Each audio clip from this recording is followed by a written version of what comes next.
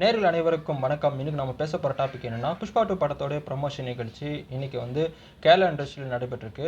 ஆனால் இந்த ப்ரமோஷன் நிகழ்ச்சியில் ஃபகத் ஃபாசில் அவர்கள் வரல. அதுக்கான காரணம் என்னன்னு சொல்லிட்டு இதுவரைக்கும் எதனால தெரிவிக்கப்படலை. ஸோ இதனால் பார்த்தீங்கன்னா ஃபகத் ஃபாசில் அவர்கள் புஷ்பா 2 படத்தை புறக்கணிக்கிறாரா அப்படின்னு சொல்லிட்டு நிறைய கொஸ்டின் எழுந்திருக்கு. ஃபகத் ஃபாசில் அவர்கள் இந்த புஷ்பா 2 படத்தில் ஒரு மெயின் வில்லன் கதாபாத்திரத்தில் நடிச்சிருக்காரு. ஸோ கண்டிப்பாக அந்த படத்தோட ப்ரமோஷன் நிகழ்ச்சிக்கு அவர் வந்திருக்கணும். ஏன் அதனால் வரல அப்படின்னு சொல்லிட்டு எந்த விதமான ஃபகத் ஃபாசில் அவர்கள் சைட்லேருந்து எந்த விதமான பதிலும் தெரிவிக்கப்படல.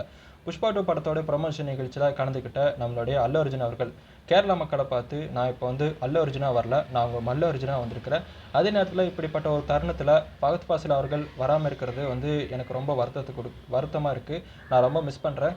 அதே நேரத்தில் இந்த மாதிரி ஒரு மேடையில் 2 பேரும் இணைஞ்சு நாங்கள் பேசியிருந்தோம்னா என்னோடய வாழ்க்கையில் இது ஒரு மறக்க முடியாத தருணமாக இருக்கும். நிஜமாக சொல்கிறேன். கேரளா இண்டஸ்ட்ரியை ஃபகத் ஃபாசில் அவர்கள் உலக தரத்துக்கு கொண்டு போவார். அப்படி ஒரு நடிப்பை இந்த படத்தில் கொடுத்துருக்காரு. இந்த படத்தின் மூலமா கேரளா இண்டஸ்ட்ரியில் உலக சினிமா லெவலுக்கு அவர் உயர்த்து கொண்டு போவார் அப்படிங்கிறதுல நான் உறுதியாக இருக்கிறேன். ஃபகத் ஃபாசில் அவர்கள் அற்புதமான நடிப்பு கொடுத்துருக்காரு. அவர் என்னோட பிரதர் மாதிரி இந்த படத்தில் நடிச்சிருக்காரு.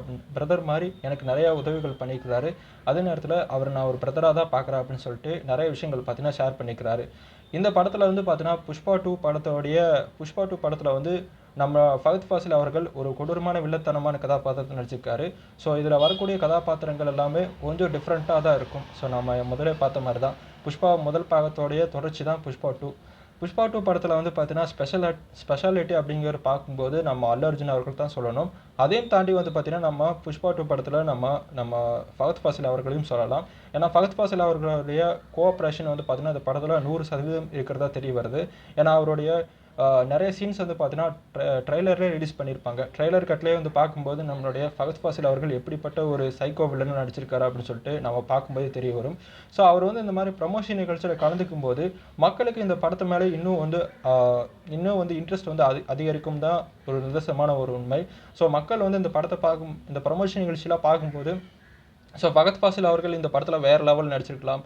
அவரோட ஆக்டிங்காகவே இந்த படத்துக்கு கண்டிப்பாக வருவாங்க. ஸோ கண்டிப்பாக அவர் ப்ரமோஷன் நிகழ்ச்சியில் கலந்துக்கிட்டு இன்னும் நிறைய விஷயங்கள் புஷ்பா 2 படத்தை பற்றி பேசினார்னா இந்த படத்துக்கு இன்னும் ஒரு படி இம்ப்ரெஷன் அதிகமாகும்.